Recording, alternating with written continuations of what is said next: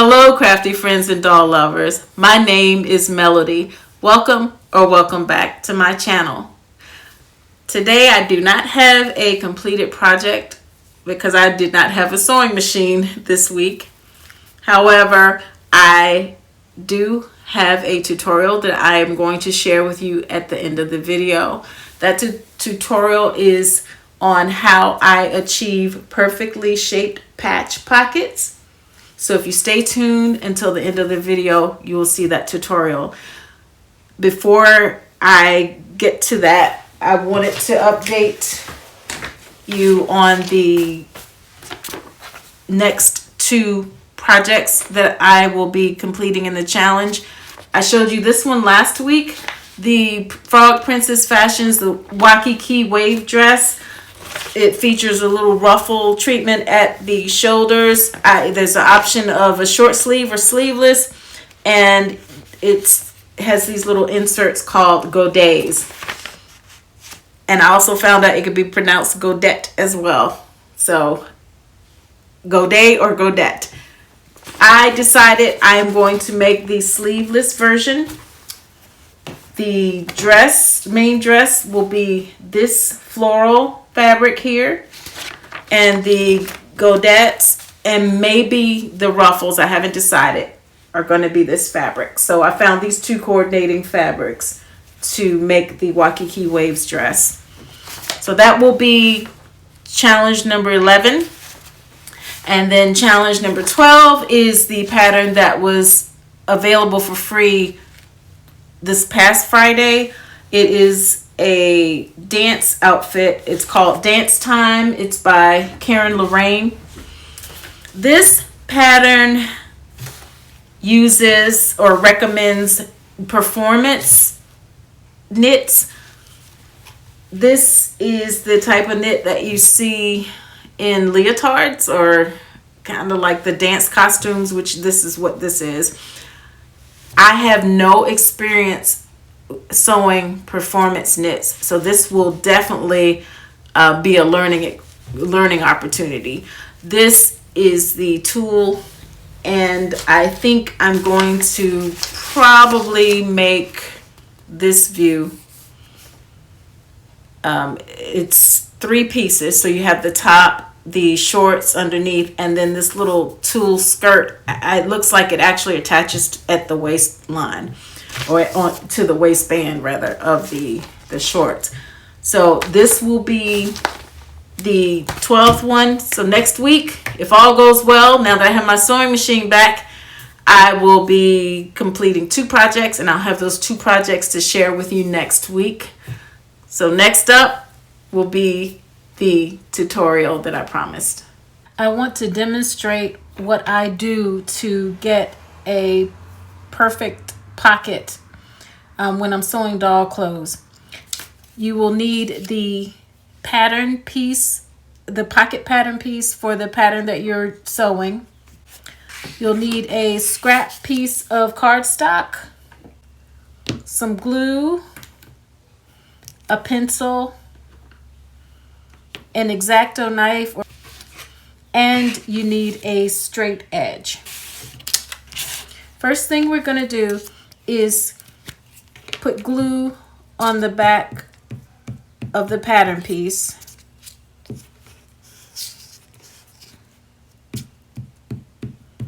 Make sure you apply the glue generously, and we're just going to adhere it to the cardstock. Now you can use scissors to cut this out, but I just use my straight edge and the X-Acto knife to cut out the pattern.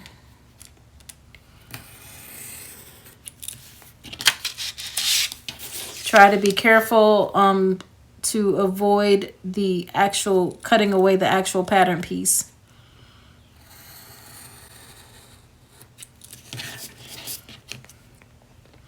This is a little bit difficult to do because I'm trying to keep it in frame, and I have my the knife is farther away than I prefer, so I am getting some of the pattern piece while I'm cutting this out, but it's just a small amount. Just be careful to make sure that you don't when you're cutting yours out.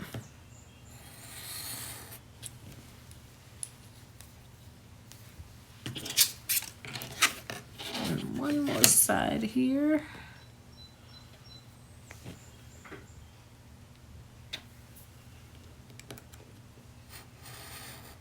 Oops, slipped.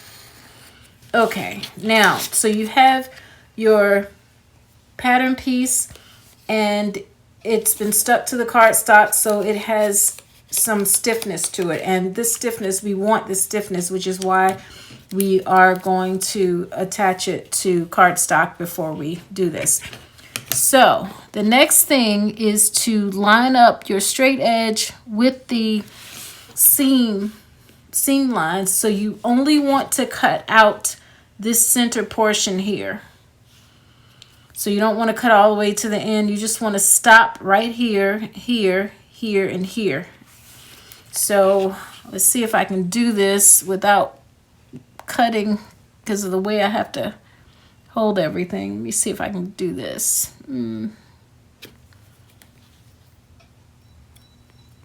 So we're going to start here, cut all the way down to that. And I'm going to turn. Maybe I'll move it over this way. I can see a little bit better. There we go.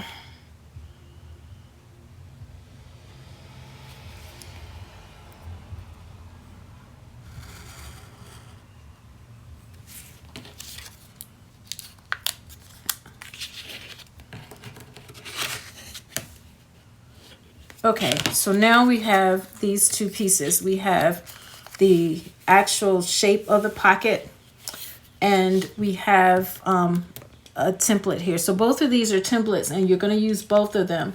So here is the pocket piece from the pattern. I've already applied the bias binding trim as instructed in the pattern.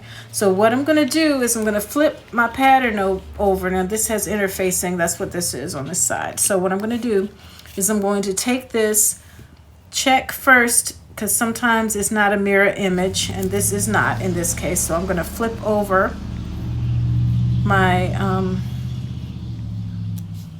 actually this piece may be cut a little bit too far off. Yeah, I think I cut the pocket larger than the pattern piece. So anyway, and I'll take care of that when I'm pressing. So you're going to line this up, and I usually line it up here and here and the sides. So you're going to line it up, and then you're going to take your pencil, if I can get that to stay. Then you're going to take your pencil and draw the outline here.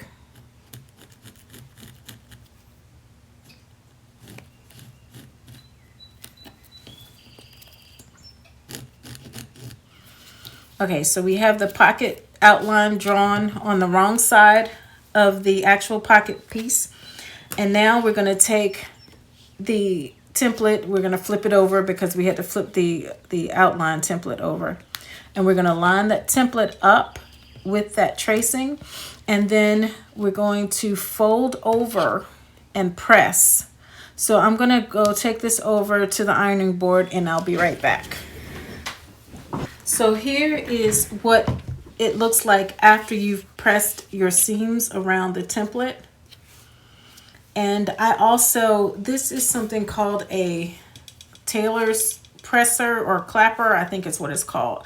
But if you have one of these, once you apply the steam to your piece here, you can hold this down and it'll flatten it out more. But it'll still work even if you don't have the tailor press or clapper. So I've removed the template and I will go over and give it another good steaming, and then I'm going to hold this down and to flatten it out. So here is the pocket. It's nice and flat. And when it's ready, when you're ready to apply the pocket to the bodice portion, you will place the pocket, pin the pocket in place, and then stitch as instructed on the pattern. The nice thing about doing it this way is you can take your templates and put them back together, and you can tape the back and use this to cut out your next pocket. And then when you're ready, you can just take the X-Acto knife and just slice the tape to separate it and pull it apart. But I've been using this for a while now, using this technique, because I got tired of my pockets being wonky. And you can tell that the pocket is straight because when you line it up on a graph, you have straight lines. Everything is as it should be proportionately. You don't have any slanty sides and nothing's wonky. If you haven't tried it, try this technique. I think you'll like it. I hope you found that tutorial helpful. And if you did, please give it a thumbs up. Remember to like, comment, share, and subscribe. And I will see you in my next video. Bye.